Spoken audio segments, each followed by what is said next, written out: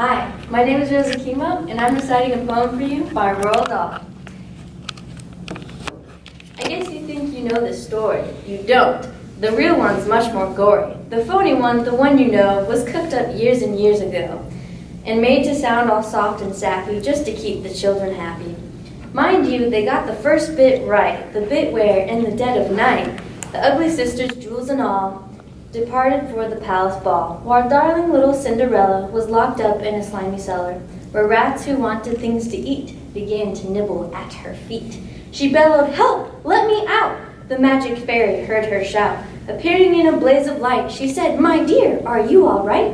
"All right," cried Cindy. "Can't you see? I feel as rotten as can be." She beat her fist against the wall and shouted, "Get me to the ball! There is a disco at the palace. The rest have gone and I am jealous. I want a dress, I want a coach, and earrings and a diamond brooch, and silver slippers, 2 of those, and lovely nylon pantyhose. Done up like I'll guarantee the handsome prince will fall for me." The fairy said, "Hang on a tick," and gave a wand a mighty flick. And quickly, in no time at all, Cindy was at the palace ball. It made the ugly sisters wince to see her dancing with the prince. She held him very tight and pressed herself against his manly chest. The prince himself was turned to pulp. All he could do was gasp and gulp. Then midnight struck. She shouted, "Heck! And I've got to run and save my neck." The prince cried, "No, alas, alack!" He grabbed her dress to hold her back.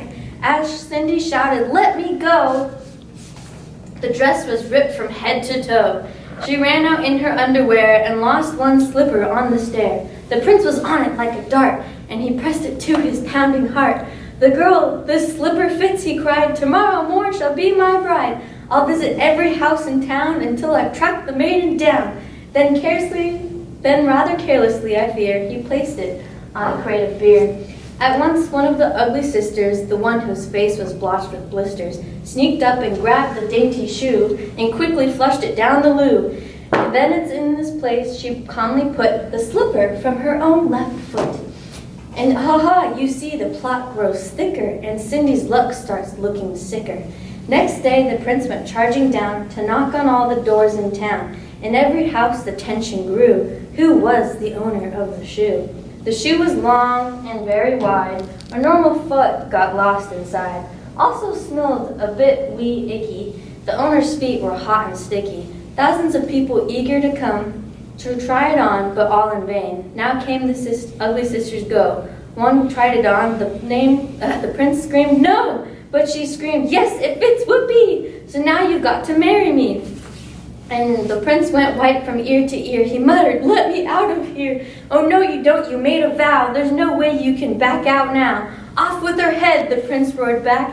They chopped it off with one big whack. This pleased the prince. He smiled and said, "She's prettier without her head." Then came sister number 2, who yelled, "Now I will try the shoe." "Try this instead," the prince yelled back. He swung his trusty sword and smack! Her head went crashing to the ground. It bounced a bit and rolled around. In the kitchen, peeling spuds, Cinderella heard the thuds of bouncing heads upon the floor and poked her head around the door. "What's all the racket?" Cindy said. "Mind your own biz," the prince replied. Poor Cindy's heart was torn to shreds. "My prince," she thought, "he chops off heads. How could I marry anyone who does that sort of thing for fun?" The prince cried, "Who's this dirty slut? Off with her nut! Off with her nut!" Just then, all in a blaze of light, the magic fairy hovered in sight. Her magic wand went swish and swish. "Cindy," she cried, "come, make a wish. Wish anything and have no doubt that I will make it come about." Cindy answered, "Oh, kind fairy, this time I shall be more wary. No more princes, no more money. I have had my taste of honey. I'm wishing for a decent man. They're hard to find. Do you think you can?" Within a minute, Cinderella was married to a lovely fellow, a simple jam maker by trade, who sold good homemade marmalade. Their house was filled with smiles and laughter, and they were happy ever after. My name is Kienbaum, and I recited a poem by Roald Dahl. Thank you for attending.